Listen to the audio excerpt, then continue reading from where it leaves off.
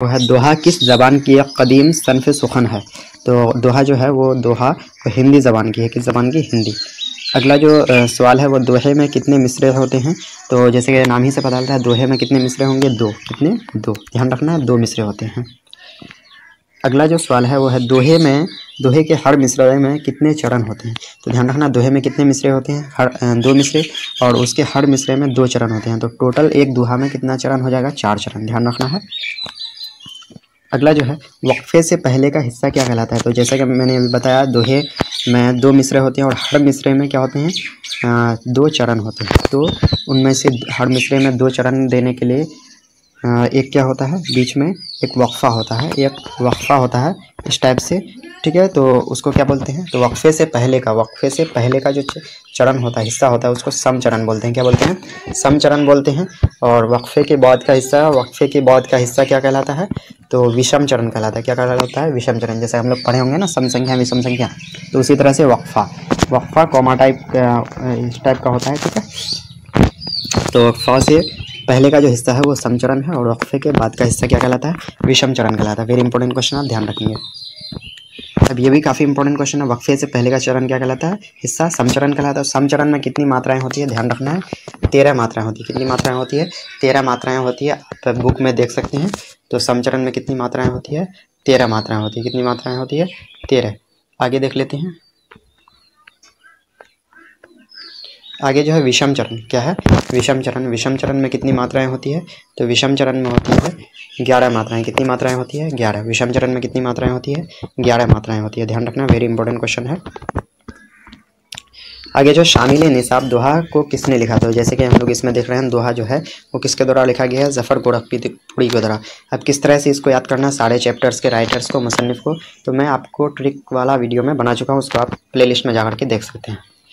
अगला जो है वह है ज़फ़र गोरखपुरी की पैदाइश कब हुई। तो 5 मई 1935 को ज़फ़र गोरखपुरी की पैदाइश हुई। 5 मई 1935 को ज़फ़र गोरखपुरी की पैदाइश हुई। आप इनको नोट डाउन कर लीजिएगा, आपके लिए अच्छा रहेगा। आगे जो है ज़फ़र गोरखपुरी की पैदाइश कहाँ हुई। तो ज़फ़र गोरखपुरी की पैदाइश हुई उत्तर प्रदेश के गोरखपुर के बांस गांव तहसील के बेदोली बाबू गांव में। ध्यान रखना है, उत्तर प्रदेश के गोरखपुर, नाम ही से पता लग रहा है गोरखपुरी, तो गोरखपुर के बांस गांव तहसील है, उसके बेदोली बाबू गांव में उनकी पैदाइश हुई। अगला जो सवाल कह रहा है वो है उनकी शायरी किनके साथ शुरू होती है। तो उनकी शायरी जो है वो फ़िराक़ गोरखपुरी के साथ शुरू होती है। अगला जो है ज़फ़र गोरखपुरी की शायरी का अब तक कितने मजमूए और मंजर आम पर आ चुके हैं। तो ज़फ़र गोरखपुरी की शायरी का जो है अब तक 7 मजमूए, कितने मजमूए? 7 मजमूए मंजर आम पर आ चुके हैं।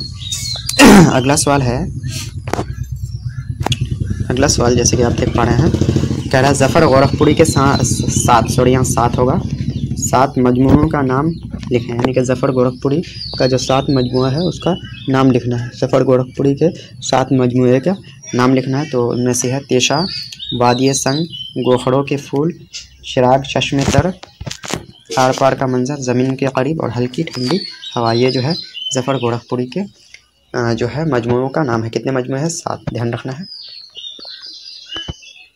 अगला जो है बच्चों के लिए ज़फ़र गोरखपुरी के कौन से 2 मजमूए शाये हुए हैं। वेरी इंपॉर्टेंट क्वेश्चन है ये। तो बच्चों के लिए जो है 2 मजमूए, नाचरी गुड़िया और सच्चाइयाँ, ये जो है ज़फ़र गोरखपुरी का जो है मजमूआ है जो बच्चों के लिए शाये हुए हैं। ध्यान रखना है इसको। अगला जो सवाल है वो है उनके कौन से मजमूए में नज़्मों, गज़लों और गीतों के साथ साथ काफ़ी तादाद में दोहे भी शामिल हैं। तो ध्यान रखना है ज़मीन के करीब, किसमें? ज़मीन के करीब में।